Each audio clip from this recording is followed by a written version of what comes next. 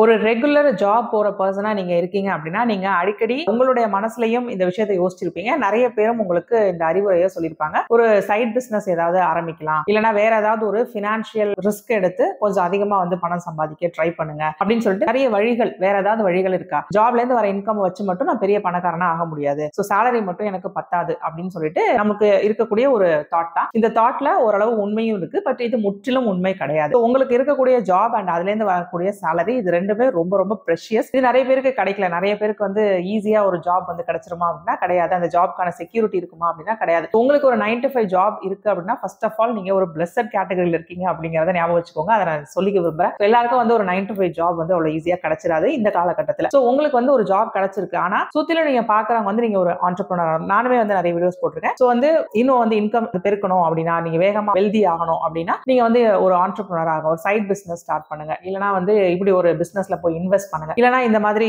ஒரு ஸ்டாக்ஸோ இல்ல ஒரு கொஞ்சம் ஹை ரிஸ்க் எடுத்தீங்க அப்படின்னா நீங்க வந்து சீக்கிரமா பணம் சம்பாதிச்சலாம் அப்படின்னு சொல்லிட்டு நிறைய அட்வைசஸ் கேட்பீங்க. அப்போ இந்த மாதிரிலாம் கேட்கும்போது என்ன தோணும் அப்படின்னா, நம்மளும் வந்து ஏதாவது ட்ரை பண்ணலாம், நமக்கு ஆசையா தான் இருக்கு. ஆனா நம்மளுடைய 9 to 5 ஜாப் வந்து அதை விடாது.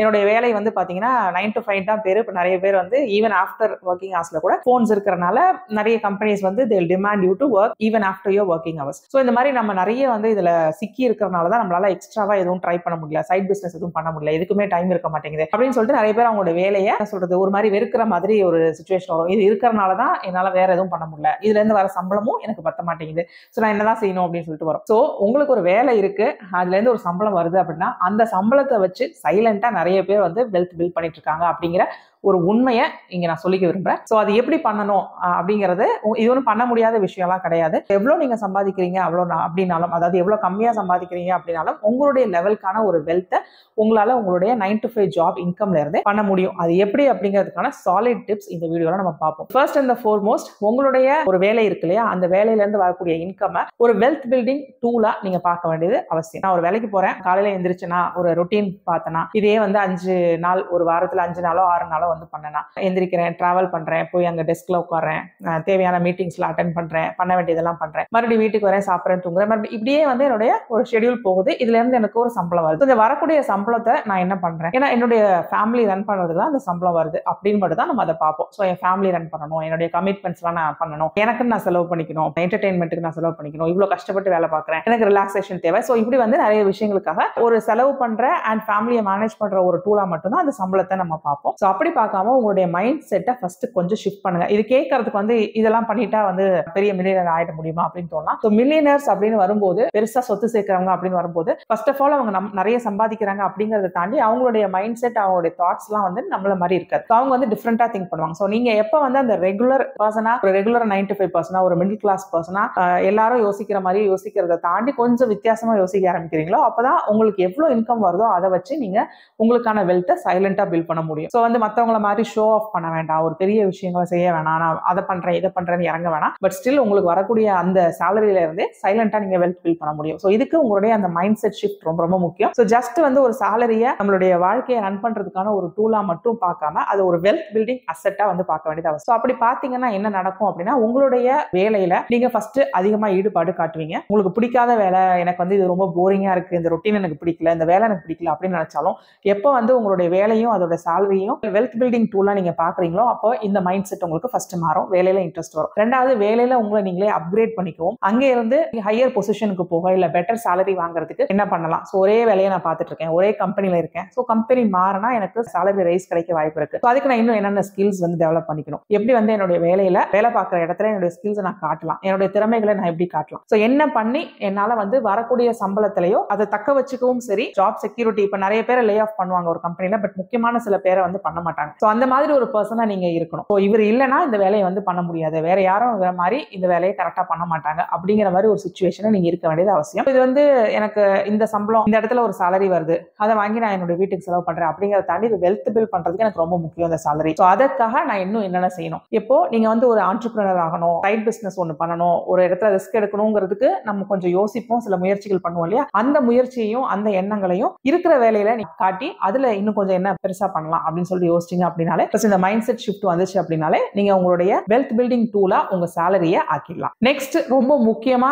நிறைய பேர், அதாவது முக்கியமா இந்த 9 to 5 ஜாப் போயிட்டு அந்த இடத்துலயே ரன் பண்ணிட்டு இருக்கிறவங்க பண்ணக்கூடிய ஒரு மிகப்பெரிய மிஸ்டேக். அண்ட் அதை பண்ணாம நீங்க தவிர்த்தீங்க அப்படின்னா அதிகமா வெல்த் பில்ட் பண்ணலாம். உங்களுடைய லைஃப் ஸ்டைல் இன்ஃப்ளேஷன் அப்படின்னு சொல்லுவாங்க இந்த விஷயத்தை, லைஃப் ஸ்டைல் இன்ஃப்ளேஷன். ஸோ நம்மளுடைய கண்ட்ரிக்குன்னு ஒரு இன்ஃப்ளேஷன் இருக்கு அப்படின்னு நமக்கு தெரியும். அந்த இன்ஃப்ளேஷன் ரேட் இப்போ ரஃப்லி வந்து 6.5% இருக்கு. ஸோ அதுக்கு என்ன அர்த்தம், ஒரு ஃபியூ இயர்ஸ் பேக் நம்ம வந்து 100 ரூபாய்க்கு ஒரு பொருளை வாங்கிட முடியும். பட் ஃபியூ இயர்ஸ் கழிச்சு 100 ரூபாய்க்கு அந்த பொருளை வாங்க முடியாது. அந்த பொருளுக்கு இப்போ 150 ரூபாயோ இல்லை 200 ரூபாயோ செலவாகும். விச் மீன்ஸ் பணத்தோட வேல்யூ குறைஞ்சிக்கிட்டே இருக்கு, சுத்தில இருக்கிற எல்லா விஷயங்களோட மதிப்பு கூடிக்கிட்டே இருக்கு. அப்போ அந்த 100 ரூபாயை நீங்க அப்படியே சும்மாவே வச்சிருக்கீங்க, உங்க கையிலேயே அந்த 100 ரூபாயை வச்சிருக்கீங்க, வீட்டுல ஒரு பர்ஸ்ல வந்து வச்சிருக்கீங்க அப்படின்னா 10 வருஷம் கழிச்சு அந்த 100 ரூபாயோட வேல்யூவா இருக்காது, அதோட வேல்யூ குறைஞ்சிருக்கும். இதுதான் வந்து இன்ஃப்ளேஷன். ஸோ இதே தான் லைஃப் ஸ்டைல் இன்ஃப்ளேஷன் அப்படின்னு வந்து சொல்லுவோம். லைஃப் ஸ்டைல் இன்ஃப்ளேஷன் அப்படின்னா என்ன அப்படின்னா, நிறைய 9 to 5 அதாவது ரெகுலர் ஜாப் போறாங்களே இவங்க எல்லாரும் இதுல வந்து கண்டிப்பா சிக்கியிருப்பாங்க. ஸோ ஒரு வேலைக்கு போறீங்க, உங்களுக்கு மாசம் வந்து ஒரு 30,000 ரூபாய் சம்பளம் வருதுன்னு வச்சுப்போம். ஸோ அதுக்கு தகுந்த மாதிரி உங்களுடைய செலவுகள் எல்லாம் வச்சு பண்ணிட்டு இருப்பீங்க. ஒரு இஎம்ஐ இருக்கலாம், வழக்கமா உங்களுக்கு ஆகக்கூடிய கிராசரிஸ், என்டர்டைன்மெண்ட், ஈட்டிங் அவுட், நீங்க வந்து வாங்கி போடக்கூடிய ட்ரெஸ்ஸஸ், உங்க வீட்டுக்கு வாங்கக்கூடிய ஃபர்னிச்சர்ஸ், இப்படி வந்து நிறைய செலவுகள் உங்களுக்கு இருக்கும். இப்போ வந்து உங்களுடைய சம்பளம் வந்து 30,000 ரூபாயில இருந்து ஒரு இன்க்ரீஸ் வருது, இல்ல கம்பெனி மாறுறீங்க, உங்க சம்பளம் இப்போ 50,000 ரூபாய் ஆயிடுச்சு, இல்ல உங்களுக்கு ப்ரமோஷன் கிடைச்சிருச்சு. இப்போ 50,000 ரூபாய் சம்பளம் வந்தா என்ன ஆகணும், இது வரைக்கும் 30,000 ரூபாய் சம்பளத்துல ஓட்டிட்டு இருந்தவங்க என்ன பண்ணுவாங்கன்னா 50,000 ரூபாய் சம்பளத்துக்கு அவங்களுடைய லைஃப் ஸ்டைல் சேஞ்சஸ் இன்க்ரீஸ் பண்ணிக்குவாங்க. எல்லாத்தையுமே வந்து அப்கிரேட் பண்றதுக்கு பார்ப்பாங்க. இப்பதான் நமக்கு சம்பளம் எக்ஸ்ட்ரா 20,000 ரூபாய் வருது, நம்ம ஏன் இஎம்ஐல ஒரு வாஷிங் மிஷின் வாங்கக்கூடாது, ஏன் இஎம்ஐல ஒரு ஏசி வாங்கக்கூடாது, ஏன் இஎம்ஐல ஒரு கார் வாங்கக்கூடாது, எதுக்கு வந்து ஒரு பிளாட் வாங்கக்கூடாது, இப்படி வந்து லைஃப் ஸ்டைல வந்து அப்படியே அப்கிரேட் பண்றது. இப்போ நான் சொன்ன இந்த இஎம்ஐல வாங்கக்கூடிய விஷயங்கள் ஒரு அசெட்டா இருந்ததுன்னா ப்ராப்ளம் இல்லை. இப்போ வந்து ஒரு சொத்து மாதிரி பண்றீங்க, ஒரு இன்வெஸ்ட்மெண்ட் பண்றீங்க அப்படிங்கிற பட்சத்தில் அதை வந்து கொஞ்சம் கன்சிடர் பண்ணலாம். பட் நீங்க ரெகுலரா யூஸ் பண்ணக்கூடிய விஷயங்களையே அப்கிரேட் பண்றீங்க, ஒரு புதுசா ஒரு போன் வாங்குறீங்க, அடிக்கடி சாப்பிட்ற வெளியில வாங்கி சாப்பிட்றத கொஞ்சம் இன்க்ரீஸ் பண்ணிக்கிறீங்க, மூவிஸ்க்கு போறதை இன்க்ரீஸ் பண்ணிக்கிறீங்க, அப்படிங்கும் போது that is called life style inflation. So இதுக்கப்புறம் உங்களுடைய சேலரி 70,000 ரூபாய் ஆனாலும் நீங்க அதே இடத்துல அப்படியே தான் ஓடிட்டு இருப்பீங்களே ஒழிய உங்களுடைய வெல்த் வந்து க்ரோ ஆகியிருக்காது. அப்படி இருக்கும் போது நம்ம அந்த 9 to 5 சேலரியை குறை சொல்லுவோம். பாரு எனக்கு என்ன எவ்வளவு சம்பாதிச்சாலும் என் கையில நிற்கவே மாட்டேங்குது, இந்த வேலை பத்தாது போல இருக்கு, நான் இன்னொரு பிசினஸ் ஸ்டார்ட் பண்ணணும் போல இருக்கு, இல்ல பெருசா ஏதாவது ரிஸ்க் எடுக்கணும் போல இருக்கு அப்படின்னு சொல்லி யோசிப்பானா, உண்மையா நம்ம ஒத்து கவனிச்சோம் அப்படின்னா நம்மளுடைய லைஃப் ஸ்டைல் இன்ஃப்ளேஷனை நம்ம கண்ட்ரோல்ல வச்சிருந்தோம் அப்படின்னாலே நம்மளுடைய சேலரியில இருந்து நிறைய மிச்சப்படுத்தி அதை இன்வெஸ்ட் பண்ணி க்ரோ பண்ணலாம். எப்பயுமே we have to live below our means, அதாவது நமக்கு என்ன தேவையோ பேசிக்கா அதை விட கம்மியா வாழ கத்துக்கிட்டோம் அப்படின்னாலே நம்ம சம்பாதிக்கிற சம்பளமே நிறைய நமக்கு வெல்த் சேர்க்கறதுக்கு போதுமா இருக்கும். And that comes to the next point, உங்களுடைய பணத்தை உங்களுக்காக வேலை செய்ய வைக்கணும். எப்படி வந்து தூங்கும் போது சொல்லுவாங்கல்ல, make money grow while you sleep, which is very true. So உங்களுடைய பணத்தை வந்து எப்பெல்லாம் வந்து கரெக்டான மீன்ஸ்ல நீங்க இன்வெஸ்ட் பண்ணி வைக்கிறீங்களோ, இன்வெஸ்ட்மெண்ட் போர்ட்ஃபோலியோ அப்படின்னு ஒன்று வைக்கிறீங்களோ, அப்படி வச்சிருக்கும் போது பெட்டரா உங்களுடைய வெல்த் வந்து வேகமா க்ரோ ஆகிறத பார்ப்பீங்க. மணி வந்து உங்களுக்கு வருது, செலவு பண்றீங்க, கொஞ்சத்தை எடுத்து சேவ் பண்றீங்க. ஸோ இந்த மாதிரி தான் வந்து மாசம் மாசம் போயிட்டே இருக்கும். உங்களுக்கு மாசம் மாசம் சேலரி வர இந்த மாதிரி தான் போயிட்டு இருக்கும். ஸோ ஃபர்ஸ்ட் ஆஃப் ஆல் அந்த ஈக்குவேஷனை நீங்க ஒரு சேஞ்ச் பண்ணணும். எல்லாரும் என்ன பண்ணுவாங்க, சேலரி வந்தோன்னே நமக்கான என்னென்னலாம் செலவாகுதோ அதெல்லாம் செலவு பண்ணிட்டு மிச்சம் ஏதாவது இருக்கா, இருக்கு அப்படின்னா அதை எடுத்து சேவிங்ஸ்ல போட்டு வைப்போம், நமக்கு ஏதாவது அவசரத்துக்கு உதவும் அப்படின்னு சொல்லிட்டு பண்ணுவாங்க, which is very very wrong. So first of all அந்த ஈக்குவேஷன்ல எப்படி இருக்கணும் அப்படின்னா, சேலரி வருது அப்படின்னா 20% எடுத்து சேவிங்ஸ் அண்ட் இன்வெஸ்ட்மெண்ட்டுக்கு நீ ஒதுக்கிட்டு மீதி இருக்கிறதுல செலவு பண்ணிட்டு அதுலயும் மிஞ்சிச்சு அப்படின்னா அதை சேவ் பண்ணணும். ஸோ இந்த 20% எடுத்து என்ன பண்ணணும், சேவிங்ஸ்க்கு ஒரு 10% வச்சுக்கணும், which is எமர்ஜென்சி ஃபண்ட்ஸ். அதாவது எமர்ஜென்சியா உங்களுக்கு ஏதாவது செலவாகுது அப்படின்னா அதுக்காக எமர்ஜென்சி நெட் மாதிரி டக்குன்னு அந்த பணத்தை எடுக்கிற மாதிரி இருக்கணும், லிக்விட் ஃபண்டா நீங்க அதை வச்சுக்கணும். ஸோ அப்படி வந்து ஒரு 10% வச்சுக்கணும், மிச்சம் ஒரு 10% இன்வெஸ்ட் பண்ணணும். ஸோ இன்வெஸ்ட் பண்றோம் அப்படிங்கும் போது அதுல என்ன ஆகும் அப்படின்னா பணம் வந்து க்ரோ ஆகும். இப்போ நான் சொன்னேன் இல்லையா, நம்மளுடைய இன்ஃப்ளேஷன் ரேட் 6.5% இருக்கு. ஸோ 6.5%க்கு மேல ரிட்டர்ன்ஸ், அதாவது வட்டி வரக்கூடிய ஏதாவது மோட்ஸ்ல நீங்க இன்வெஸ்ட் பண்ண வேண்டியது அவசியம். ஃபார் எக்ஸாம்பிள் எஸ்ஐபியா, மியூச்சுவல் ஃபண்ட்ல எஸ்ஐபியா போட்டு வைக்கலாம், இல்ல வந்து கோல்டுல இன்வெஸ்ட் பண்ணலாம், இல்ல ரியல் எஸ்டேட், உங்களுக்கு எப்படி முடியுதோ சின்ன சின்ன தொகையா போட்டு பண்ணலாம், இல்ல சின்ன சின்ன தொகையை சேர்த்து வச்சு பெருசா லம்சமா இன்வெஸ்ட் பண்ணலாம். இப்படி உங்களுக்கு என்ன முடியுதோ அதை செய்யணும். ஸோ இன்வெஸ்ட்மெண்ட் அப்படின்னு ஒண்ணு பண்ணீங்க அப்படின்னா தான் மணி வந்து நீங்க வேலை செய்யாமலே க்ரோ ஆகும். ஸோ உங்ககிட்ட ஒரு 5,000 இருக்கு, இன்னொரு 5,000 சம்பாதிக்கணும் அப்படின்னா நான் போய் ஒரு இடத்துல வேலை செஞ்சாதான் எனக்கு அந்த காசு கிடைக்கும் இல்லையா. அப்படி இல்லாம இந்த 5,000 ஒரு இடத்துல நான் இன்வெஸ்ட் பண்ணி வச்சா அதுவே க்ரோ ஆகும் அப்படிங்கிறது தான் இந்த கான்செப்ட். இது கேட்க நல்லா இருக்கு இல்லையா. ஸோ இதுதான் சிம்பிளா அதான் அந்த இன்வெஸ்ட்மெண்ட். ஸோ நீங்க புதுசா போய் ஒரு வேலை செஞ்சு அந்த காசை வாங்காம இருக்கிற காசை வச்சு அந்த காசை பெருக்கிறது, that is called investment. So இந்த இன்வெஸ்ட்மெண்ட்டுக்கு என்னென்ன ஆப்ஷன்ஸ் இருக்கு அப்படிங்கிறது நிறைய வீடியோஸ் ஆல்ரெடி சேனல்ஸ் இருக்கு, ஒரு சில வீடியோஸ் நான் டிஸ்கிரிப்ஷன் பாக்ஸ்ல லிங்க் போடுறேன். ஸோ அதை பார்த்து தெரிஞ்சுக்கோங்க. இன்வெஸ்ட்மெண்ட் போர்ட்ஃபோலியோ டைவர்சிஃபைடா வச்சுக்கோங்க. High risk, low risk, liquidity இதெல்லாம் பார்த்து வச்சுக்கிட்டீங்க அப்படின்னா உங்களுடைய மணி வந்து ஒரு பக்கம் அதுவா சைலண்டா உங்களுடைய வெல்த் வந்து க்ரோ ஆயிட்டு இருக்கும். அடுத்தது கடன்கள். ஸோ எல்லார் வீட்லயுமே வந்து கடன் அப்படிங்கிற ஒரு விஷயம் ஏதோ ஒரு ரூபத்துல வந்து இருக்கும். இஎம்ஐயா இருக்கலாம், இல்லைன்னா நம்ம கைமாத்தா வாங்கின கடனா இருக்கலாம், இல்ல கிரெடிட் கார்டு கடனா இருக்கலாம், அதுவும் கடன் தான். ஸோ இந்த மாதிரி இருக்கும்போது அந்த கடன்களை பத்தி நம்ம கொஞ்சம் ஸ்மார்ட்டா டிசைட் பண்ண வேண்டியது அவசியம். ஸோ கடன் எதுக்கு வாங்குறோம்? ஃபர்ஸ்ட் ஆஃப் ஆல் ஒரு லைஃப் ஸ்டைல் அப்கிரேட்காக கடன் வாங்குறோமா? ஒருத்தவங்க வந்து ஐபோன் வச்சிருக்காங்க, ஒருத்தவங்க கார் வச்சிருக்காங்க, ஸோ அவங்கள பார்த்துட்டு அதே மாதிரி எனக்கு வேணும் அப்படிங்கிற அந்த காரணத்துக்காக கடன் வாங்குறோம் அப்படின்னா that is a bad debt. So கடன்லேயே நல்ல கடன் கெட்ட கடன் அப்படி இருக்கு. ஸோ இப்போ நான் சொன்ன கடன் வந்து கெட்ட கடன். இல்ல ஒரு இன்வெஸ்ட்மெண்ட் பண்றோம், ஒரு சொத்து வாங்குறோம், அந்த மாதிரி விஷயத்துக்கு நான் போய் கடன் வாங்குறேன், அந்த கடனை வந்து யூஸ் பண்ணிக்கிறேன் அப்படிங்கும் போது, இல்ல உங்களுடைய ஸ்கில் அப்கிரேட் பண்றதுக்கு அந்த கடன் வந்து தேவைப்படுது அப்படிங்கிற பட்சத்தில் அது நல்ல கடன், குட் டெட். இதுலயும் வந்து வட்டி விகிதம் மற்ற விஷயங்கள்லாம் இருக்கு. ஸோ இதெல்லாம் நீங்க அனலைஸ் பண்ணி பார்த்துக்கணும். ஸோ குட் டெட் வச்சிருக்கிறது இட்ஸ் ஓகே, பேட் டெட் வச்சுக்கவே கூடாது, என்ன ஆனாலும் வச்சுக்க கூடாது. உங்களுடைய கடன்கள் வந்து எந்த வகையில இருக்கு, கடனே இல்லாம இருக்கிறது நல்லது, அப்படியே இருந்தாலும் குட் டெட் அப்படிங்கிற அந்த கேட்டகரியில மட்டும் இருக்கிறது நல்லது. ஸோ அதை வந்து நம்ம பார்த்துக்கணும். அண்ட் ரொம்ப ரொம்ப முக்கியமா இங்க சொல்லிக்க வேண்டிய இன்னொரு விஷயம் என்னன்னா, இன்வெஸ்ட்மெண்ட் பத்தி சொன்னேன், மணி growth பத்தி சொன்னேன் இல்லையா? ஸோ இதுல இந்த 9 to 5 ஜாப் போறவங்களுக்கு இருக்கக்கூடிய ஒரு விஷயம் என்னன்னா, அந்த இம்பேஷன்ஸ் இருக்கும். ஸோ பிசினஸ் பண்றவங்கலாம் பாத்தீங்கன்னா டக்கு டக்குன்னு வந்து கோடிக்கணக்கில் சொத்து வாங்குவாங்க, லட்சக்கணக்கில் வந்து சில ஆக்சசரிஸ் வாங்குவாங்க, நல்ல ஷோ பண்ணுவாங்க. ஸோ அவங்களெல்லாம் பார்க்கும்போது ஸோ இது பண்ணா இந்த மாதிரி ஏதாவது பண்ணா நம்மளும் பெருசாயிடலாம்னு ஒரு எண்ணம் வரும்.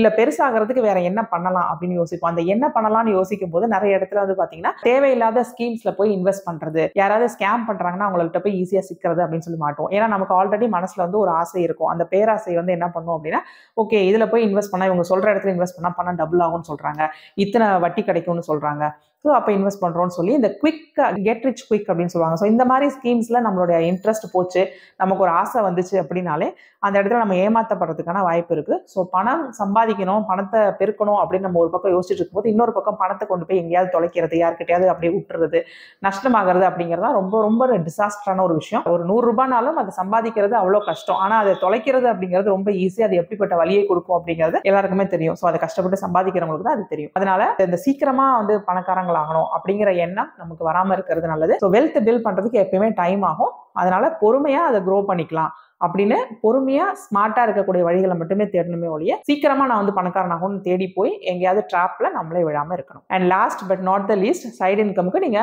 வழி கண்டுபிடிக்கணும். ஸோ உங்களுடைய இன்கம் மட்டுமே போதுமானது. உங்களுடைய ஹெல்த், உங்களுடைய ஃபேமிலி சிச்சுவேஷன், உங்களுடைய டைம், இது எல்லாத்தையும் பொறுத்துக்கிட்டு உங்களால சைடு ஹசல் ஏதாவது பண்ண முடியும் அப்படின்னா தாராளமா பண்ணலாம், தப்பே கிடையாது. சைடு ஹசல்ல நிறைய பெனிஃபிட்ஸ் இருக்கு. ஃபர்ஸ்ட் இன்க்ரீஸ்ட் இன்கம், இன்னொன்று இன்க்ரீஸ்ட் ஸ்கில்ஸ். அதாவது நீங்க உங்களுடைய ரெகுலரான வேலையை தாண்டி புதுசா வித்தியாசமா ஏதாவது ஒன்று பண்ணுவீங்க, இல்ல உங்களுக்கு ஏற்கனவே ஒரு டேலண்ட் இருக்குன்னு அப்படின்னா அதை டெவலப் பண்றதுக்கு இந்த சைடு ஹசல் வந்து உங்களுக்கு ஹெல்ப் பண்ணும். சைட் பிசினஸ் உங்களுக்கு ஹெல்ப் பண்ணும். Only if you can. அதாவது அதுக்கு நிறைய முதலீடு வேணும், என்னுடைய சேலரி எல்லாம் ரிஸ்க் எடுத்து அதில் நான் முதலீடு செஞ்சு ஒன்று பண்ண போறேன் அப்படிங்கிற மாதிரி இல்லாம உங்களுக்கு இருக்கக்கூடிய டைம்லையும் இருக்கக்கூடிய ஃப்ரீ டைம்ல அண்ட் அதிகமாக செலவு இல்லாமல் ஏதாவது பண்ணி உங்களால் இன்கம் எடுக்க முடியும் அப்படின்னா அந்த ஆப்ஷன்ஸை எக்ஸ்ப்ளோர் பண்றதுல தப்பே கிடையாது. பட் அதுக்காக அப்படி பண்ணாதான் என்னால் வந்து பணக்காரங்களாக முடியும், என்னோட சேலரி பத்தாதுன்னு சொல்லிட்டு உங்களை குறைச்சி எடை போடாதீங்க. That is the point of this video. So உங்களுக்கு வரக்கூடிய அந்த 9 to 5 வரக்கூடிய இன்கம் போதுமானது, அதை வச்சே நீங்க வெல்த் பில்ட் பண்ணலாம். அது எப்படிலாம் பண்ணலாம் அப்படின்னு சொல்லிட்டு சில பாயிண்ட்ஸ் இந்த வீடியோவில் ஷேர் பண்ணேன். அதையும் தாண்டி சைட் பிசினஸை எக்ஸ்ப்ளோர் பண்றது தப்பே கிடையாது. ஸோ இதுல ஏதாவது டவுட்ஸ் இருக்குன்னா தாராளமா அதை கமெண்ட் செக்ஷன்ல கேளுங்க, அதுக்கான ரிப்ளைஸ் நான் கொடுக்குறேன். அது இல்லாம சைட் பிசினஸ் ஸ்டார்ட் பண்ணணும் அந்த மாதிரி விஷயங்கள்ல உங்களுக்கு ஏதாவது டவுட்ஸ் இருக்குன்னா 1-to-1 கன்சல்டேஷன் நான் ப்ரொவைட் பண்றேன். டிஸ்கிரிப்ஷன்ல அதுக்கான டீடைல்ஸ் இருக்கு, பார்த்து செக் பண்ணிக்கோங்க. Hope this helps. இதே மாதிரி இன்னொரு யூஸ்ஃபுல் தகவலோட நான் உங்களை அடுத்த வீடியோல சந்திக்கிறேன். Until then, it's bye from Jane. நன்றி, வணக்கம்.